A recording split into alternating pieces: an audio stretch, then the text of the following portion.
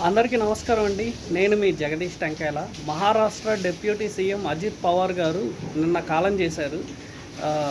Air అతను private jet crash అవడంతో అతనితో పాటు 5గురు అక్కడికక్కడే మరణించారు.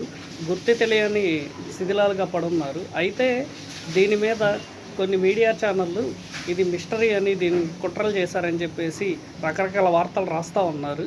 బట్ వాస్తవానికి కేంద్ర మంత్రి రామ్మోహన్ నాయుడు గారు వివరించిన విధానం ఏంటంటే, వాళ్ళు ఫ్లైట్ టేకాఫ్ చేసిన తర్వాత ఆ పొద్దున ఉన్న మంచుకి రూట్ క్లియర్ అవ్వలేదని, ఆ దగ్గరలో ఉన్న ల్యాండ్ అవుదామంటే ఏటీసీ వాళ్ళు మీకు రూట్ క్లియర్ అయిందా అని ఒకసారి హింట్ ఇచ్చినప్పుడు క్లియర్ అవ్వలేదని చెప్పారంట. అండ్ రెండోసారి 5 నిమిషాల తర్వాత ఏటీసీ వాళ్ళు సంప్రదిస్తే రూట్ క్లియర్ అయిందని చెప్పారు.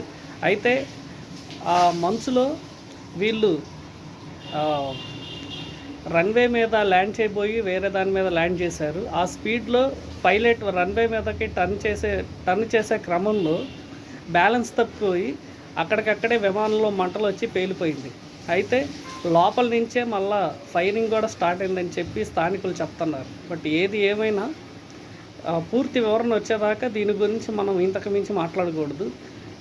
మహారాష్ట్ర డిప్యూటీ సీఎం అజయ్ పవార్ గారు మరణం అనేది చాలా బాధాకరం. ఆయన ఆత్మ శాంతించాలని నేను దిగ్భ్రాంతికి గురి చేస్తున్నాను.